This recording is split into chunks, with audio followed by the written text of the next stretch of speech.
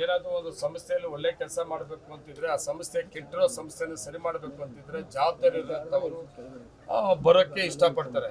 ನಮ್ಮ Kolar DCC bank ಚುನಾವಣೆ ಘೋಷಣೆ ಆಗಿದೆ. ಅಭ್ಯರ್ಥಿಗಳು ನಿನ್ನೆಯಿಂದ ಪ್ರಾರಂಭ ಆಗಿದೆ. ನಾವು ಕೂಡ ಮಾಲೂರು ತಾಲೂಕಿಂದ 3 ಕ್ಷೇತ್ರಗಳಿಗೆ ಅಪ್ಲಿಕೇಶನ್ ಹಾಕ್ಸಿದ್ದೀನಿ. ನಾನು ಒಂದು ಸಹಕಾರ ಪತ್ತಿನ ಸಹಕಾರ ಸಂಘಗಳಿಂದ ಅಪ್ಲಿಕೇಶನ್ ಹಾಕ್ಸಿದ್ದೀನಿ. ಅದಕ್ಕೆ 2 ಹಾಕ್ಸಿದ್ದೀನಿ. ಒಂದು ಮುನಿಸ್ವಾಮಿ, ಇನ್ನೊಂದು ರಮೇಶ್. ಅದು 25ನೇ ತಾರೀಕು ಒಬ್ಬನ್ನು ವಾಪಸ್ ತಗೊಂತೀನಿ. ಇನ್ನೊಂದು ಅದರ್ಸು 2 ಜಿಲ್ಲೆ ಸೇರಿ ಒಂದು ಅಭ್ಯರ್ಥಿ ಆಗಿರ್ತದೆ. ಅದಕ್ಕೆ 2 ಜಿಲ್ಲೆಯ ನಾಯಕರುಗಳು ಕೂಡ ಮಾಲೂರು ತಾಲೂಕಿಗೆ ಅವಕಾಶ ಮಾಡಿಕೊಟ್ಟಿದ್ದಾರೆ.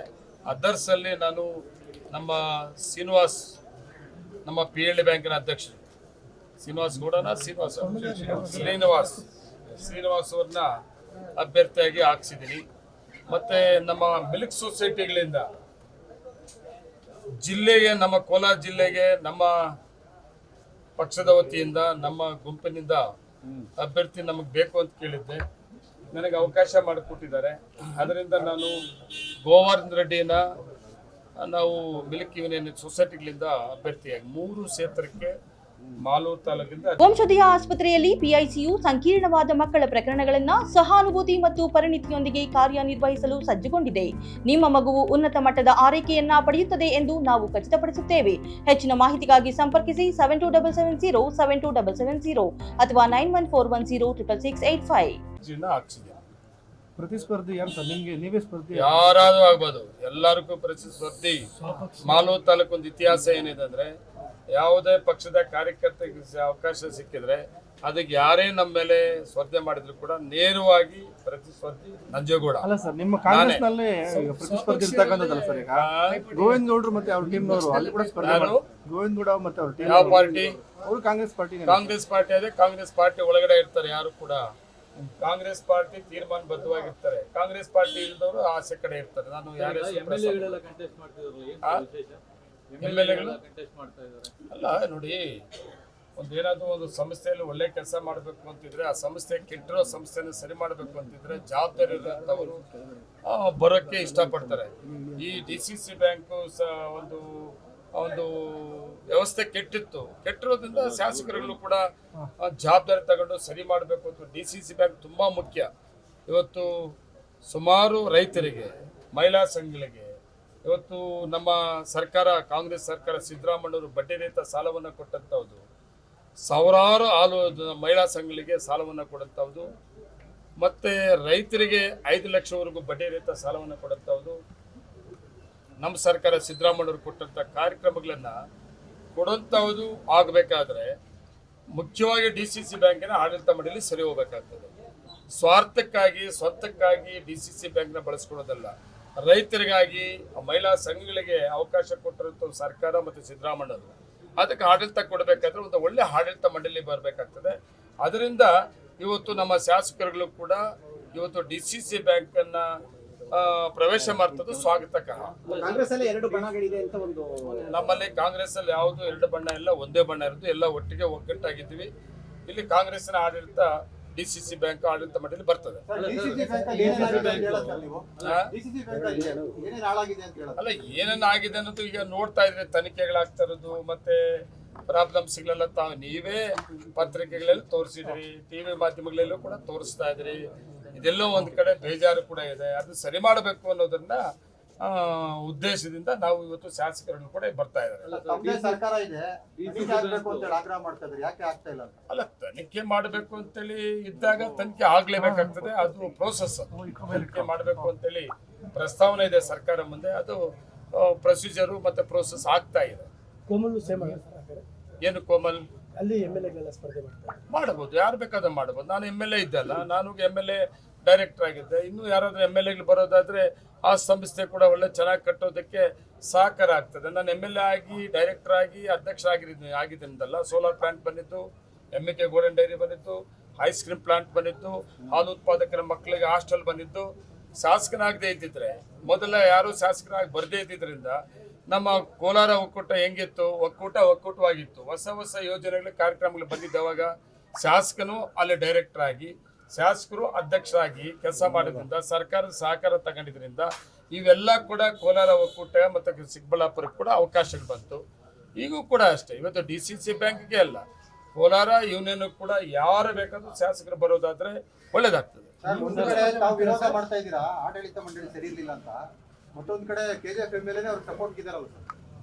ಅಲ್ಲ, ನಾನು ಯಾರ ಹೆಸರು ಪ್ರಸ್ತಾಪ ಮಾಡಕ್ ಹೋಗುದಿಲ್ಲ.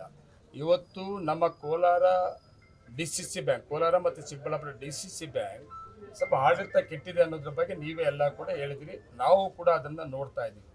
ಉದಾಹರಣೆ ನಾನು ಹೇಳಲೇಬೇಕು ಅಂತ ಹೋದಾಗ, ಇವತ್ತು ನಮ್ಮ ಉದಾಹರಣೆ ನನ್ನ ತಾಲೂಕಲ್ಲಿ ನಾನು ಹೇಳ್ಬೇಕಾದ್ರೆ ನಮ್ಮ ಮಹಿಳಾ ಸಂಘ ಕೊಟ್ಟಂತ ಸಾಲಗಳಲ್ಲಿ ಬೇಕಾದಷ್ಟು ಮಿಸ್ಯೂಸ್ ಆಗಿದೆ.